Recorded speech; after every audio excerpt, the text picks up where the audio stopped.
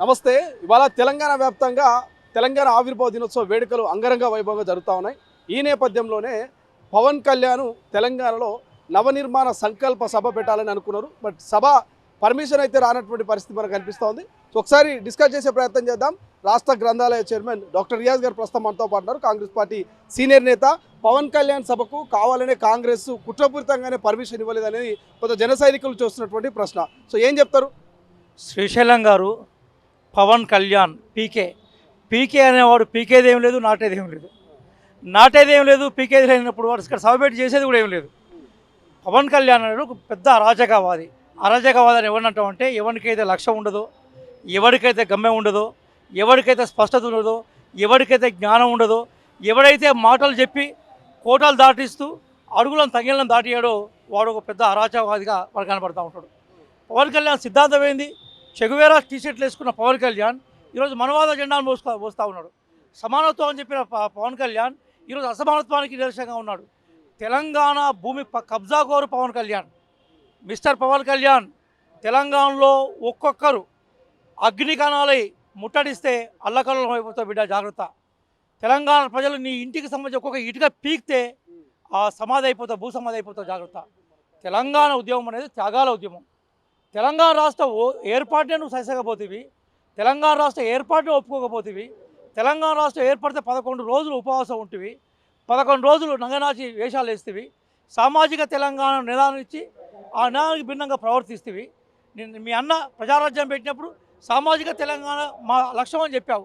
కానీ నువ్వు చేసింది ఏంది? అసమానాలతో కూడుకున్న సమాజానికి ఈరోజు నిదర్శనంగా ఉన్నావు. నువ్వు పుస్తకాలను పట్టుకొని పుస్తకాల టైటిల్ చదివి పుస్తకాలను చదివినట్టుగా బోధించిన వాడివి. తరిమెల్లె నాగిరెడ్డి గారు రాసిన, ఆ రోజు దేవులపల్లి వెంకటేశ్వరరావు గారు రాసిన పుస్తకాలను చదివిన బోధించి వాళ్ళ ఆశయాలకు విరుద్ధంగా ఉంటివి.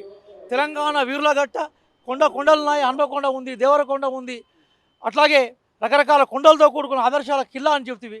తెలంగాణ ఏర్పడితే సహిసలేకపోతుంది. అసలు మనిషివేనా నువ్వు? పవన్ కళ్యాణ్కు తెలంగాణ మీద ఎటువంటి విద్వేషం లేదు, ప్రేమ ఉన్నది. అందుకే వరదలు వచ్చినప్పుడు 2 కోట్ల రూపాయలు కొండగట్టు కింద ఆర్థిక సాయం చేసినది జన సైనికులు చెప్తా ఉన్నారు. అసలు జన సైనికులు ఎవడండి? వాళ్ళంతా కిరాయి సైనికులు. పవన్ కళ్యాణ్ బూట్ లాగేవాడు. పవన్ కళ్యాణ్ ఒక బానిస. పవన్ కళ్యాణ్ ఎవరికి బానిస తెలుసు. ఆ బానిసకి ఒక బానిసలే ఈరోజు సైనికుల రూపంలో బయటకు వస్తారు. సైనికులు ఏంటంటే, సైనికులు అంటే బార్డర్లో దేశం కోసం పోరాడుతున్న సైనికులు. వాళ్ళు త్యాగ పురుషులు, వాళ్ళు ప్రాణాలు ఒడ్డే పోరాడేవాళ్ళు.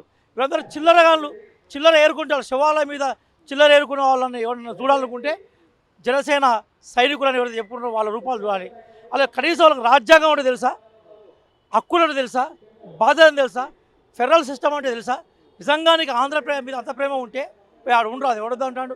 మేము సామాన్య ఆంధ్రప్రదేశ్లకు మేము వ్యతిరేకం కాదు సార్. సామాన్య ఆంధ్రప్రదేశ్లో మేము ప్రేమిస్తాం. ఆయన కోనసీమ ఏమన్నాడు? కోనసీమ ఎండిపోతూ ఉన్నది, తెలంగాణ ప్రజల యొక్క దిశ జరిగిందన్నాడు ఆయన. సామాజిక తెలంగాణ తర్వాత ఏం చేసాడు? అసమాన ఆధిపత్యానికి నాయకత్వం వహించాడు. అట్లాగే తెలంగాణ ఏర్పడితే ఉపవాసం ఉన్నాయని ఆయనే చెప్పుకున్నాడు. ఈరోజు జన సైన్యం అనే పేరే దుర్మార్గమైన పేరు. ఎవడైతే ఆ సైన్యం అనే పేరు వాడితే వాని మీద మేము కేసులు ఫైల్ చేస్తాం. సైన్యాన్ని, భారత సైన్యాన్ని అవమానపరిచే పదాన్ని జన సైనికులు పెడతారు. జన సైనికులు అరా మీరు? కిరాయి సైనికులు. మొన్న జన సైనికులు అనే పేరుతో బయటకు వచ్చిండు. తెలంగాణ ఉద్యమంలో త్యాగాలు చేసే చరిత్ర మాది. అసమానమైన త్యాగాలు చేసినాం తెలంగాణ కోసం. చావులు నోట్లోకి తలబెట్టి బయటకు వచ్చే చరిత్ర మాది. కాంగ్రెస్ పార్టీ ఆ రోజు సోనియా గాంధీ గారి నేతృత్వంలో తెలంగాణ ఇచ్చింది కాబట్టి ఈరోజు తెలంగాణలో మేము ఉన్నాం. నీకు నిజంగా సిగ్గు ఎగ్గుంటే, తెలంగాణ ప్రజలు అవమానపరచడమే నీ ధ్యేయం అయితే వెంటనే తెలంగాణ ప్రాంతం నుంచి ఆంధ్ర ప్రాంతంపై రాజకీయాలు చేసుకో. మేము ఆంధ్ర ప్రజలను ప్రేమిస్తాం, ఆంధ్ర ప్రజల అభివృద్ధిని మేము కోరుకుంటాం. కానీ మేము ఇతనిలాగా అవాకులు చవాకులు పెరుకోలేదు. ఈ తెలంగాణ ఆవిర్భావ దినోత్సవం రోజే నవనిర్మాణ సంకల్ప సభ వెనుక అసలు రహస్యం ఏమనుకుంటున్నారు? పవన్ కళ్యాణ్ ఇక్కడ సభ పెట్టడానికి కారణం ఏమనుకుంటున్నారు? నిర్మాణం అనే పదాన్ని పవన్ కళ్యాణ్ తెలుగులో రాయలేడు. దానికి ట్రాన్స్లేషన్గా ఉన్న కన్స్ట్రక్షన్ అనే పదాన్ని ఇంగ్లీష్లో పవన్ కళ్యాణ్ రాయలేడు. చదువులేని దద్దమ్మ పవన్ కళ్యాణ్ క్వాలిఫికేషన్ ఒకసారి బయట పెట్టమని చెప్తాం. నిర్మాణం అనే పదాన్ని తెలుగులో రాయమని ఫస్ట్ ఆయన, కన్స్ట్రక్షన్ అనే పదాన్ని ఇంగ్లీష్లో రాయమను, తర్వాత నిర్మాణం. ఫస్ట్ రాజధాని నిర్మాణం చేసుకోవాలి. అదే అయిపోయి నీకు రాజధాని లేదు, సిగ్గు ఎక్కువ లేదు. ఆ రోజు మద్రాసు నుంచి బయటకు వస్తే నీకు రాజధాని లేకుంటే కర్నూలులో టెంపరీ గుడారాల రాజధాని వేసుకున్న చరిత్ర మీది. అప్పటికే అద్భుతం నగరంగా వర్ధిల్తున్న హైదరాబాద్ అది. ఈరోజు శ్రీశైలం గారు సీనియర్ జర్నలిస్ట్గా, యంగ్ జర్నలిస్ట్గా మీకు నేను చెప్పేది ఏంటంటే, పవన్ కళ్యాణ్కి గిరాకీ లేదు ఆడ. పవన్ కళ్యాణ్ దేకడోడే వల్లుడు. అసలు పవన్ కళ్యాణ్ పట్టించుకుంటే లేవాడు. పీకే అంటే ఈరోజు ఏమైందంటే పీకుడు కాదనే విషయం అర్థమైపోయింది. కాబట్టి ఈరోజు ఆంధ్రాలో గిరాకీ లేదు కాబట్టి పట్టించుకుంటాడు ఎవరు లేడు కాబట్టి ఈరోజు తెలంగాణకు వచ్చి ఈరోజు జూన్ 2న మన అమరవీరుల త్యాగంగా ఫలితంగా ఏర్పడే తెలంగాణలో ఏదో సంచలనం క్రియేట్ చేసి ఈరోజు ఏదో తను అక్కడ పాపులారిటీ కోసం వచ్చిండు. The most cheapest politician in entire India is mister Pawan Kalyan. కాబట్టి తెలంగాణ ప్రజలు పవన్ కళ్యాణ్ చేరు. తెలంగాణ ప్రజలను తెలంగాణ సమాజాన్ని అవమానపరిస్తే తెలంగాణ ప్రజాప్రభుత్వం చూస్తూ ఊరుకోదు. మేము ప్రగతి పవన్ వాళ్ళు పెట్టుకుంటే మేము ప్రజాభవన్గా మార్చిన చరిత్ర మాది. ప్రజలకు వ్యతిరేకంగా ఎవరు పనిచేసినా పవన్ కళ్యాణ్ అయినా పీకే కళ్యాణ్ అయినా ఎవరైనా కూడా తెలంగాణ ప్రజాప్రభుత్వం కఠినమైన చర్యలు తీసుకుంటుంది. శాంతి భద్రతలను దృష్టిలో పెట్టుకొని ఆయన సభకు పర్మిషన్ ఇవ్వనట్టుగా తెలుస్తోంది. సో ఇవాళనే పర్మిషన్ ఇవ్వరా, ముందు కూడా పర్మిషన్ ఇచ్చే అవకాశం లేదంటారు తెలంగాణలో సభకు? తెలంగాణను అవమానపరిచే వాళ్ళు ఎవరిని కూడా తెలంగాణ సమాజం సహించేస్తారు. తెలంగాణ అనేది ఒక గొప్ప పోరాట ఫలితం కదా. నిజాంకు వ్యతిరేకంగా సాయుధ రైతాంగ పోరాటం చరిత్ర దీంది. నిజాంకు వ్యతిరేకంగా కాంగ్రెస్ ఆధ్వర్యంలో జైన్ ఇన్ ఇండియా పోరాటం చేసే చరిత్ర మాది. కాబట్టి ఈరోజు తెలంగాణనే త్యాగాలు, విలువలు, ఉన్నతమైన వ్యక్తిత్వాలతో కూడుకున్న సమాజం ఇది.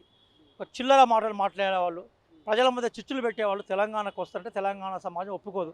కాబట్టి పవన్ కళ్యాణ్ వస్తే ప్రజలు ఎక్కడ పవన్ కళ్యాణ్ తరిమేస్తారు. పవన్ కళ్యాణ్ ఏడ ఉంటాడో పోతాడో అని చెప్పేసి మేము సభకు పర్మిషన్ ఇవ్వలేము.